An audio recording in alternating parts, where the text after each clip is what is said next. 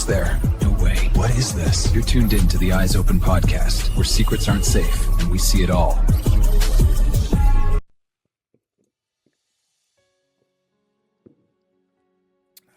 That hits the spot. So, yeah, for all my people that are listening and can't actually watch the show, for the first time in a while, enjoying a soda, and that soda happens to be a Coca-Cola, and not just any Coca-Cola, mind you, a Mexican Coca-Cola, because I don't care what anybody says. People have said, what is it? The McDonald's or the tap Cokes are the best. They say like cans are the worst, but I don't care what anybody tells you. Mexican Coke in a bottle is elite. It's for a lot of reasons too. They don't got all the high fructose corn syrup in it, and they actually use real sugar. But and obviously I'm not sponsored by Coca-Cola. Yeah, I don't even honestly. If I have soda, it's a zero soda. But for the most part, like, I'm a fanatic with water. I drink tons and tons of water. Water and coffee. Coffee's my big thing. I can drink a pot of coffee a day. But yeah, today I'm having myself a little bit of a cheat day. Trying to keep myself on a little bit of a caloric deficit, so one Coke won't hurt. I'm treating myself today before we have this interesting conversation. But yeah, today's conversation is going to be about something that is, I believe, one of the biggest issues in society and amongst humanity. And it's not talked about as much. And when I say this to some people, they're going to be like, that's completely not what I thought you were going to say was this thing that you see as one of the biggest problems in humanity. But it really is. And like I said, I want to make this known. The wording is very put the way it is for a reason. Problem versus issue. And what I should say is issue amongst humanity. Because of course there's tons of other very big problems. But this is a very big issue amongst humanity. And guess what that is? It's one word. Accountability. People completely lack it nowadays. And it's actually turning people into the worst versions of themselves humanly possible. Now, for me personally, okay, I don't know how, I don't want to stick up for men or women in the respect of this conversation, but I want to tell you this: accountability all across the board. There's a lot of men that aren't accountable. They'll blame a lot of stuff on women. There's a lot of women that aren't accountable that'll blame everything on men. So, in my opinion, the door swings both ways in that respect. So, this is more about humanity as a whole. Now, the thing is with men, or I would say the men that are living biblically, that are providing for their family, because see, a lot of people don't realize this, but they must not read their Bible enough, because it says in the Bible that a man that does not provide, now correct me if I'm wrong, I'm pretty sure this is in the book of Timothy, a man that does not provide for his family is worse than a non-believer. So God is very clear about a man's job is to financially, emotionally, all types of different ways take care of their family. Jesus even gives the commandment for how a man should treat his wife. You should love your wife as Christ loved the church and gave his life for it. So think about that. You're supposed to love your woman to the point you'll jump in front of a bullet for her if you had to. That's to give your life is the utmost love that you can give to anyone. Is to say that you would give your life for another human being. That's the ultimate love that you can have. And that's why, for the good military people out there, that's why I'm so against conflict. I'm so against wars, because you don't understand until you've been through and seen what war does to a man, a woman, or anyone. It completely turns them into a different version of themselves for the most part. Now, mind you, I've seen guys that were tunnel rats during Vietnam, and they're not changed by what had happened to them at all. They came back perfectly fine, and that's an insane job to have when you were in Vietnam. But yeah, it goes based off the person. It can definitely affect, different people differently.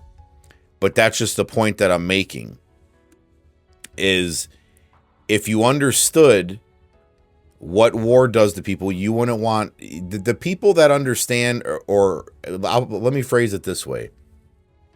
It's always, if you notice, the toughest guys walk away from fights, okay? Contrary to what you might believe, the real tough guys walk away because they know what it's like to be in a fight. They know what it's like to be hit. They know what it's like to be busted up a little bit.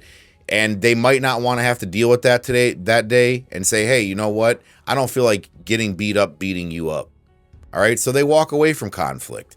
Now, these people, because you got a bunch of buttered up politicians that are making decisions.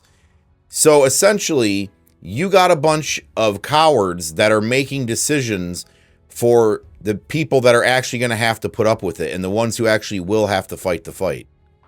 So the cowards are controlling the strong men. That's very scary and very sad at the same time, because now these cowards who would never in a million years step up and take accountability for what they're saying. I mean, this goes, like I said, the discussion of accountability goes all over the place, but I believe it's very much so in our political system. Most of these guys, they tried to push up J.D. Vance until they really exposed who he was. The guy was no combat veteran, and he pretty much pushed himself up into the ranks with Trump by saying he was, because, see, they always know that that's what Trump's lacking. Okay, he's never served. He actually dodged the draft, and you would never in a million years see him pick up a rifle and fight. You'd never see him fight at all. The guy's a buttered up businessman. All of these politicians are. Okay, they're not fighters for the most part. Now, you might get some guy in there used to be a veteran and he's a fighter, but honestly, if you're in Washington and you're wearing a suit and you used to be a combat veteran and they're out there and you're not standing up to what's going on with all of this problems we have going on, mainly, like I told you, I honestly believe they're distracting people from AI. It's the biggest thing they're distracting you guys from right now. They want these centers and everything to go up while they distract you with war, with raising fuel prices, with everything. So, but to get the main point across is this. If these people claim to be any of them veterans and they're not standing up and they swore an oath to defend the Constitution against enemies both foreign and domestic. So you took an oath for life to do this. But all you're doing is feeding into the machine that is, ultimately going towards a mission to wreck society. How can you not do anything about that? If you have any place of power, I don't care. You put your life on line to go over to combat. If you're like I said, this is for the combat veterans that are in these offices in Washington or in politics and working their way up there. If you're not actively doing something to stop the decline of modern society that we know, and it's all around us in multiple different facets, then you really are a coward, because you went to lay your life down. You said for your country, but now that you're back here and actually can, because maybe you're afraid of these special interest groups taking you out, there's a lot of instances of that. I mean, look at how many, there's a lot of politicians that were taken out mysteriously, unalived, the SUICIDE, they said that they did, and I'm not going to, obviously I don't want to spell that or say that word because sometimes it triggers, but yeah, all these weird circumstances that's happened, maybe that's why they're not speaking up. Maybe that's why they're not doing anything. But there's a saying that was told, I believe it was by think it was Martin Luther King said it, Martin Luther King Jr. It was, in a sense, you're allowing evil if you're sitting back and watching evil and doing nothing about it. Now, me sitting right here in this seat, I'm trying to do as much as I can do about it. And that's informing people of what's going on. That's trying to speak a little bit of sense to people out there. So maybe the mind that can actually really do something will do something about it. And it's not about, you can't stop biblical prophecy. The world is going to get worse. Okay? But it's about holding, again, people accountable for what they've done. You have everything from, they're telling you, which, mind you, I have a theory on this one too. They're telling you they're literally dropping ticks off on farmers' land, crates of ticks that are going everywhere, and they're releasing these ticks out there that are supposed to bite you and you won't be able to eat red meat. And they have proof of this. They've not only admitted it, they're releasing them and people are seeing them all over, and it's known that it's really happening. But I'm going to get into the point of, do we really know if it's happening? Now, if that's happening, how is there zero accountability for that? How is there zero accountability for all the stuff that Fauci's done, Gates? Nobody's holding anybody accountable at all. There's no accountability for the actions that's destroying lives left and right, and nobody's taking accountability for it or holding these people accountable. So that's really what it is. You're not going to, maybe we won't change the world, but you can at least hold people accountable for that are, like I said, systematically destroying this country and humanity, and nobody's doing absolutely anything about it. That should bother everybody. Everybody should be talking about this right now as we speak, saying, look, what are we all sitting around about? And nobody's, getting local politicians in an uproar over it, letting it lead all the way up to the top. I don't even hear anybody even talking about this. We're over there talking about, for example, and people can actually spout this and believe it, which is even more insane. People can support and not this conflict in Iran and tell me that it's not because of Israel. And then again, you actually believe they have the capability to build a weapon like that. Like, do you really believe that? If you believe that, just know the people that know and are in the know think you're stupid. We know you're stupid because, see, anybody that understands what it would take to build that and the capabilities know that Iran does not have the capabilities at all. They've never provided one shred of evidence to show that. And then again, like I'd said, where's the verifiable proof that they've said anything to us to even threaten us at all? They never have. Now, North Korea has. Why aren't we invading North Korea? Why? Because there's no oil over there? Well, shucks, I guess we're just going to have to go for Iran then. But the fact that people justify that, like, it blows my mind. I hope that a lot of them are bots. That's why I don't even respond to a lot of you idiots. I hope a lot of them are bots because a lot of, end up being bots. But if that's actual people saying, oh, go Trump and I support it, that he's even saying, I get a kick out of the fact of I only lost 13 people, but they're losing a ton of people in war. What does that matter? And then even says in a speech, well, that's just the way it is and more people are going to die, but that's just the way it is. The fact that anybody could support that is disgusting. Seriously, I wish nothing for you but to get dropped off in one of those war zones and see what it's really like. And you wouldn't wish it on your worst enemy. It just shows that you're ignorant. It shows that you've never been in combat. And it shows that you're a completely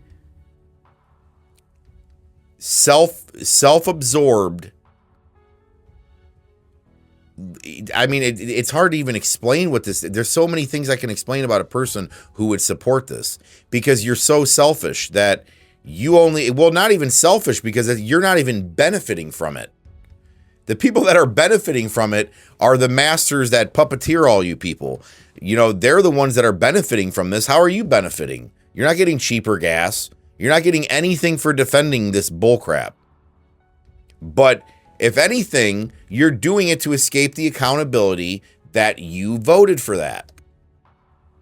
But as I've already said before, I don't believe votes count anyways. But I'm just making a point is, you can't do like the rest of us did that voted for the man multiple times, that finally came to and woke up. You can't just take the accountability and admit, I screwed up, I made a bad decision, and move on. So many people have done it. And those of us that have done it, that are Christians, we're only telling this to people out there because it's like, if you can't see that you're in a cult, okay, both sides too. Nobody is not catching this fade. Everybody's in the path of this one. Whether you're left, whether you're right. There's 3 places to be. There's, your left, there's your right, and then there's the people in the middle that are sick of all this shit. And they know they're being lied to, and they know this is all a sham. They know the world's a stage, and they're not putting up with it anymore. They're not falling for this fake out anymore. So you have to ask yourself, what class of people are you in? Because like I said, there are 3 classes. There is a middle ground, and people don't seem to realize that. I noticed that too is a big thing. Somebody on the far right will automatically jump straight into that you're a liberal. Oh, you're a libtard. And it's like, no, I'm what's called, a separatist. I'm what's called a constitutionalist. I'm actually, based on my title, more of a threat than you ever will be to the powers that be. That's what I was told by somebody in the military, that they'd said, if you label yourself, a separatist constitutionalist, they consider you worse than the right. Like the people, they're watching people like me all the time because we're the ones that don't buy into the psyops they're doing. Okay, we don't buy into the politics and all the BS that they put out there. We believe in the Constitution, the Second Amendment, and we believe in by the people, for the people. Okay, it's we the people, not we the government, and don't ever forget it. It's we the people. What right now that's going on is serving we the people, because straight up, I only see everything that's going on, whether it's financially, you name it. It's all to benefit the people at the top. So how did a society that was set up by the people and was supposed to be for the people become so corrupt that now you have straight up rulers? Like, you have other countries now that have massive amounts of interest, even more interest a lot than the United States in our own country. Look at how much China owns of us now.